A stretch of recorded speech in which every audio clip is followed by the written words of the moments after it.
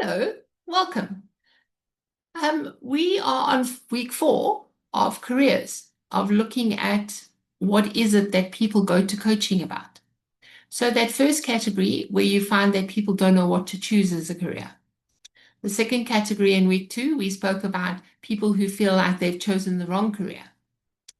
Last week, we spoke about people who wanting to progress in their career, how do we advance? And then this week, I thought we'd speak about myths. What have people told you over the years that you go like, no, that's not true? Okay. And I encourage you to share in the chat, you know, let's hear from you as to no, no, no, those are wrong. Um, what have you been taught over the years? So the first one that comes to mind is that there's only one job for you. It's like you've got to find the most perfect job, and there's only one job for you, and you're going to be in that job forever, and it's just the one. And we know now, especially, that there isn't only one job. So even your first job, there could be lots of jobs out there. You can match with lots of different ones. It's just to find the one that's going to suit you the best at the time and go with it and see, okay, um, your first job is not necessarily going to be your last job. Then myth number 2, the whole idea that your career is a ladder, that you need to advance up the ladder and go from junior to senior to next one to next one to next one. No, it's like a jungle gym. You can go upwards, sideways, downwards, all sorts of ways. And you don't have to stay in your little parallel of, okay, I'm in finance, let's stay in finance. You can go anywhere. You can go and find new things. So that's number 2. Then number 3 is a lot of people feel that they need to be 100% happy every single day. I find that often in salespeople of like, no, but not happy. And salespeople often don't like reports. They don't like report writing. They don't like reporting. They don't like any of that. But it doesn't take up 95% of your career. It takes up maybe 10 or 15 or 20% of the time. And in order to get to do the 80% that you may really, really love and it be your wow, okay, you have to do that horrible 10 or 15 or 20%. So no, every single day in every single career, there is the ups and the downs. Go with the ups and the downs. Okay. Of course, if your job has got wee ups and wee downs, then you need to look and see, okay, what's causing that? Okay.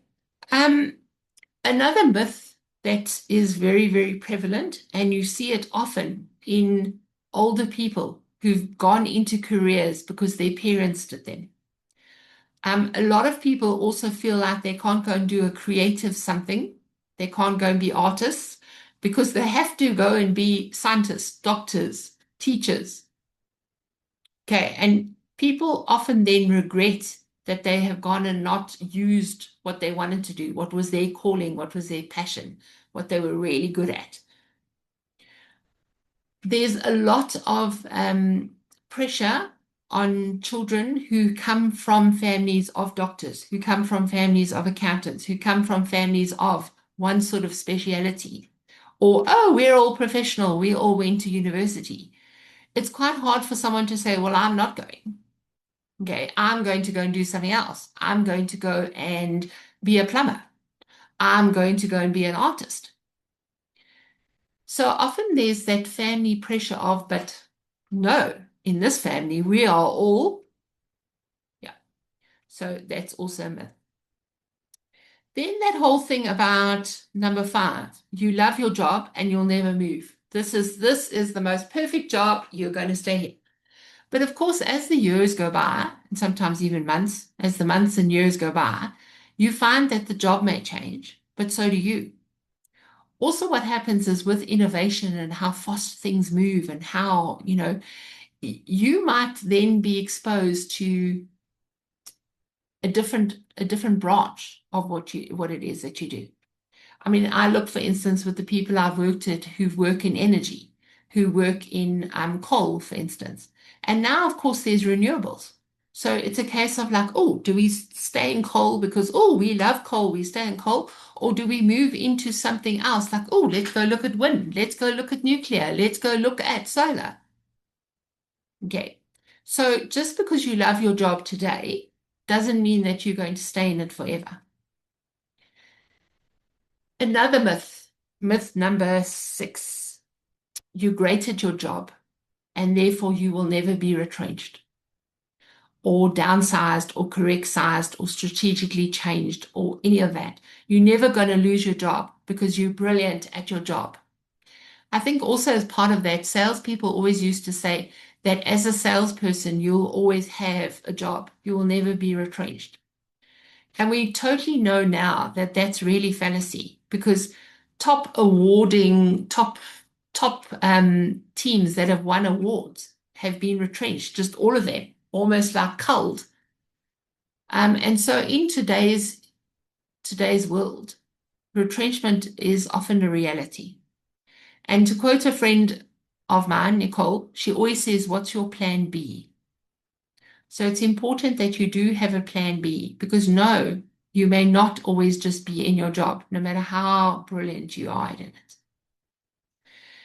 Then people also have this myth that somebody will come and nurture you. Somebody will come and tuck you under their wing and say, "Oh, let me come and mentor you. Let me come and sponsor you." Um, you do get sponsors, okay? So a sponsor is somebody who opens doors for you, but is within the company and finds opportunities for you because they know you well enough and they know that you want to be the CEO. Okay, for as an example. Mentors are able to share their path, how they did things with you, and to think, oh, Colleen would be interested in this or Colleen would be interested in that. But no, mentors and sponsors don't just come out of the woodwork. You need to go and actively seek them out. You need to actively engage. You need to make sure that it's worth their while of like, oh, you should mentor me. Like, well, why? And so it's important for you to know who do you reach out to, who do you stay in contact with, because the only person who can make sure your career reveals itself, should I say, the way it does. I was going to say unrolls, unravels, no, that it happens the way it could or should is you. You need to be the CEO of your own career. Okay. And then the last one that I often find, number 8, is that people feel that when they have applied for jobs, that when they get a no, that no is a rejection. And please don't think of no as a rejection. No is telling you that you maybe weren't suitable for the job, okay? Or you wouldn't really have enjoyed this job, or you wouldn't have had the skills needed. It's also about saying that we can't demand that all these doors open because we need the right doors to open. So please don't think that no is rejection. And also, what happens is some people feel like one no, or two no's, or three no's. I will never get a job. Look at me. Everyone's just said no.